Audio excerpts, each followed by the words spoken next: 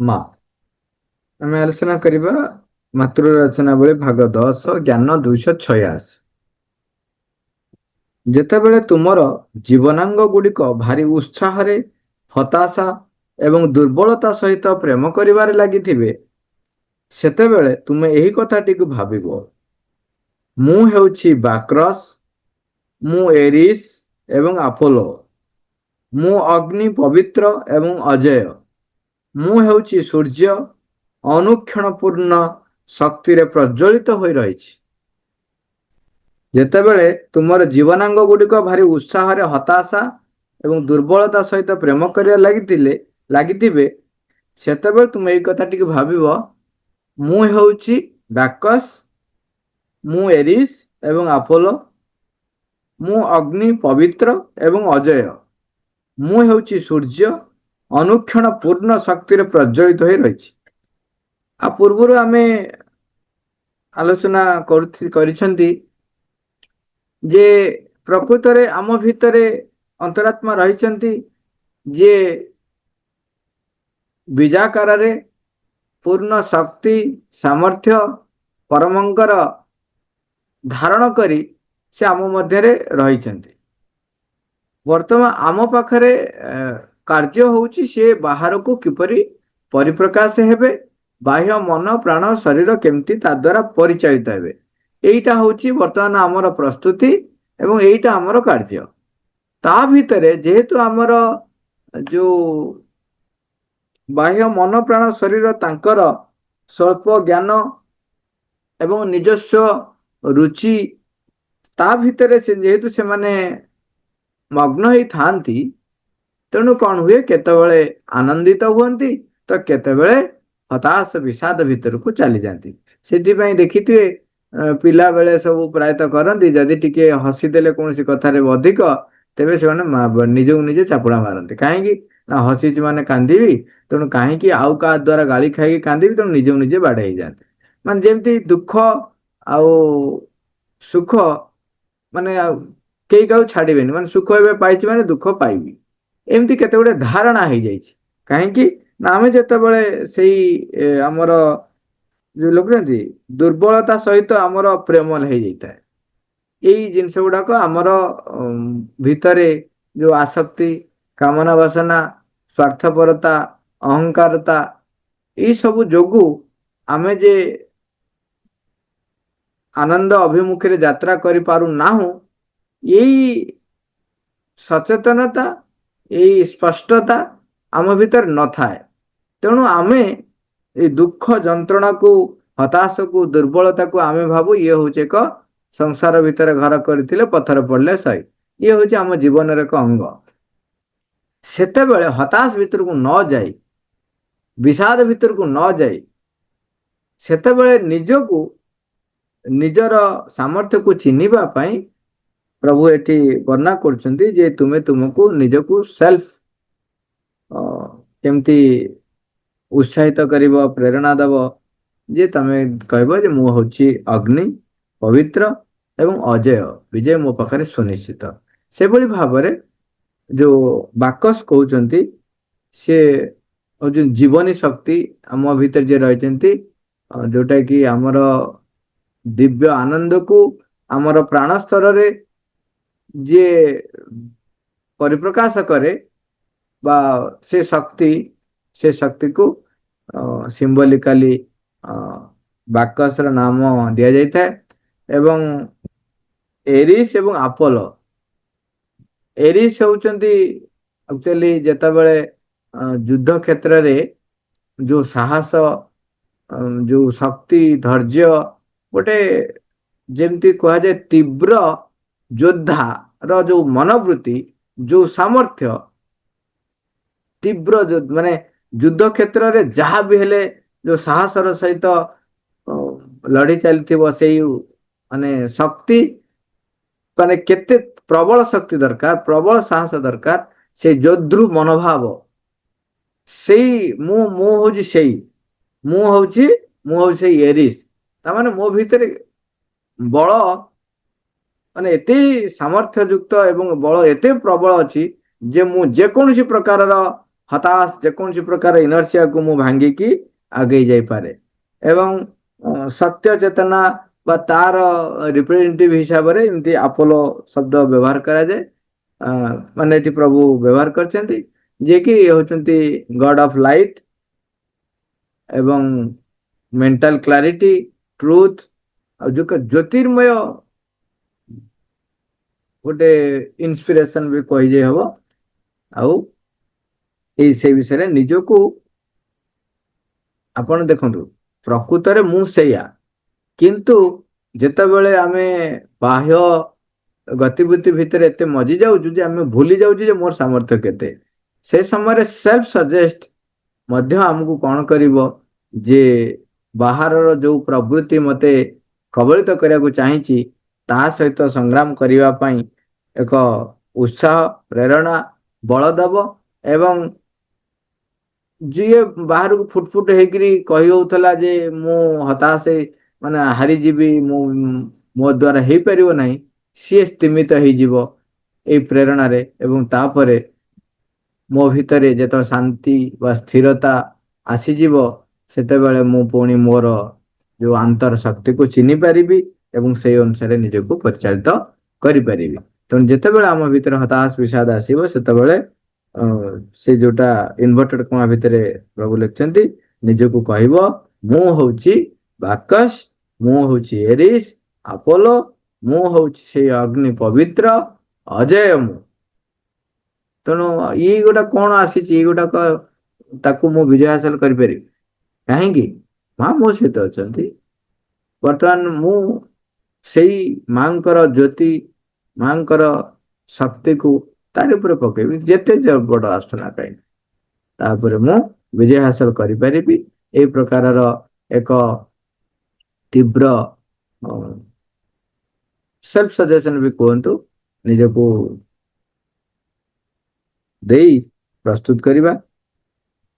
ସେଥିପାଇଁ ଯୋଉ ଶେଷ ଯୋଉଟା ଲେଖା ହେଇଯାଉ, ଟିକେ ଆଉଥରେ ପଢିଦବା।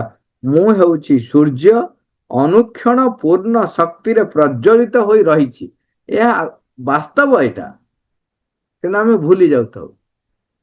ସେ ସମୟରେ ନିଜକୁ ନିଜେ ଯେତେବେଳେ ଏଇ କଥାଟି ଆପଣ କହିବେ, ଆପଣଙ୍କର ତା ଅନେକ ସମୟରେ ଆପଣ ବଳ ଆସିଯିବ। ଏବଂ ବେଳେ ବେଳେ ଯଦି ଆଉ ଟିକେ ନିଷ୍ଠାପର ହେବେ, ତେବେ ସେ ଶକ୍ତି ସହିତ ଆମର ପରିଚିତ ମଧ୍ୟ ହେଇଯିବ।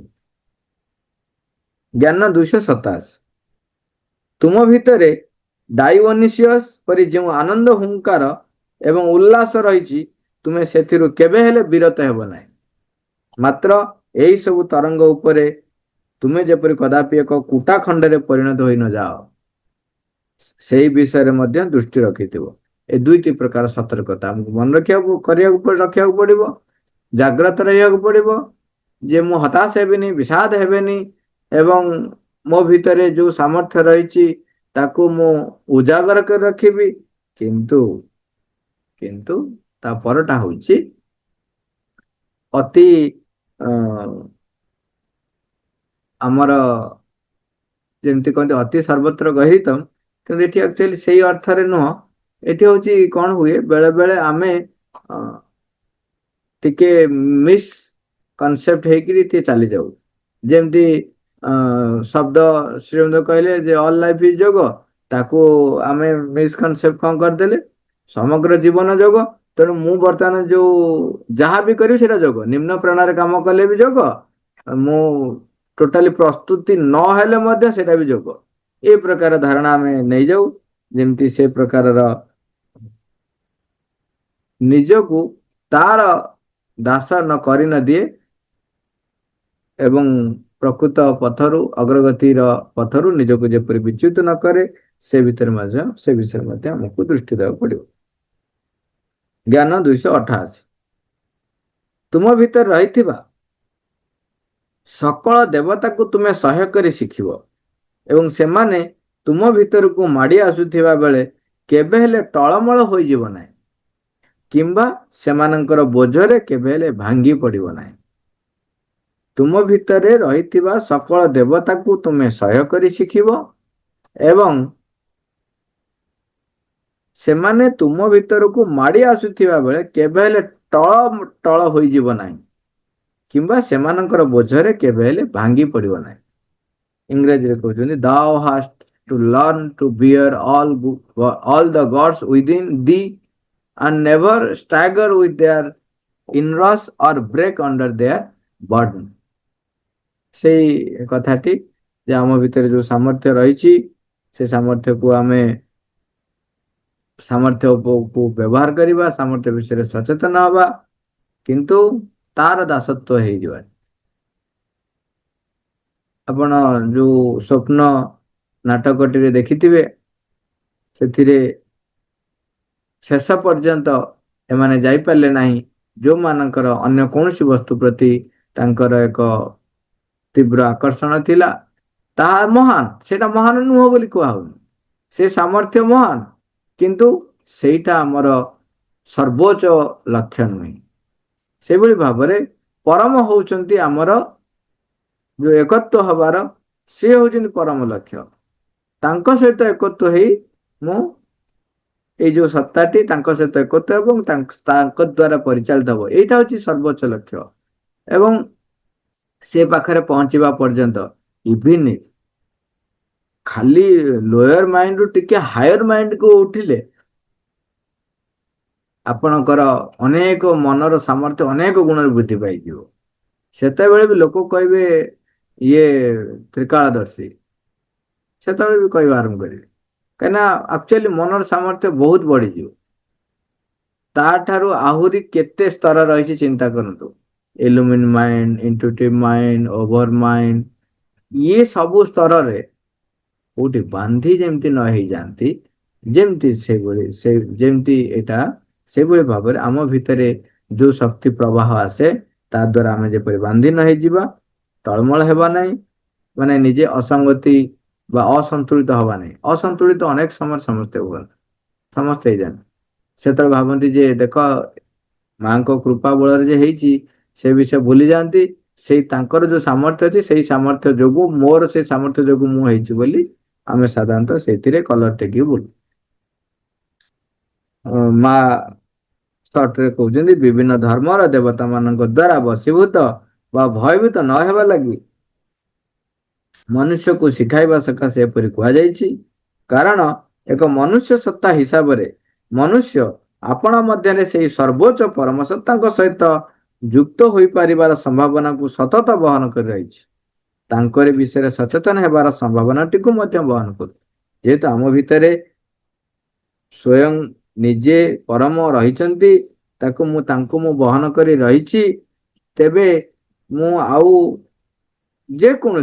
ଯେକୌଣସି ଉଚ୍ଚତର ଶକ୍ତି ସମ୍ପନ୍ନ ହେଇଥାନ୍ତୁ ନା କାହିଁକି, ତାଙ୍କ ଦ୍ୱାରା ବା ତାଙ୍କ ପାଖରେ ମୁଁ ଦାସତ୍ୱ ସ୍ୱୀକାର କରିବି ନାହିଁ। ପ୍ରାଣ ସ୍ତରରେ ଦେବତା କୁହନ୍ତୁ, ତାର ଉଚ୍ଚତର ସତ୍ତା କୁହନ୍ତୁ, ଆମେ ତାଙ୍କର ଯୋଉ ଶକ୍ତି ସାମର୍ଥ୍ୟ ଦେଖିକରି ତାଙ୍କ ଦ୍ୱାରା ବଶୀଭୂତ ଯେପରି ନହବା, ସେଥିପାଇଁ ଆମେ ସଚେତନ ରହିବା। ତାଙ୍କୁ ଭୟଭୀତ ହବାର ନାହିଁ କିମ୍ବା ବଶୀଭୂତ ହବାର ନାହିଁ ଯେ ଏଇଟା ଏମିତି ତାଙ୍କର ଏତେ ସାମର୍ଥ୍ୟ ଅଛି କାଳେ ମୋର କଣ କରି ପକେଇବେ। ଆରେ ମୁଁ ନିଜେ ପରମକୁ ବହନ କରି ଚାଲିଛି, ମୁଁ ପରମକୁ କହିଦେବି, ତାଙ୍କୁ କହିଦେବି, ସେ ତାଙ୍କର ସମ୍ଭାଳିବେନି। କିନ୍ତୁ ଆଳସ୍ୟତା ହବେନି, ତାମସିକତାକୁ ଯିବେନି। ହଁ ସେ ତାଙ୍କର କରିବେ, ମୁଁ କାହିଁକି ମୁଣ୍ଡ ପୁରେଇବି, ସେମିତି ନାହିଁ। ନିଜକୁ ଆମକୁ ପ୍ରସ୍ତୁତ ରହିବାକୁ ପଡିବ, ନିରନ୍ତର ଆଶୁରା ରଖିବାକୁ ପଡିବ, ଯେପରି ମୁଁ ସବୁ ସମୟରେ ସେଇ ଆମ ଭିତରେ ପରମଙ୍କର ଯୋଉ ଉପସ୍ଥିତି ରହିଛି ତାଙ୍କ ସହିତ ମୋର ସତତ ଜାଗ୍ରତ ସ୍ଥିର ସମ୍ପର୍କ ସ୍ଥାପନ ହବ, ସେ ବିଷୟ ପାଇଁ ସବୁବେଳେ ପ୍ରାର୍ଥନା କରିବି। ମା, thank you all, Robert.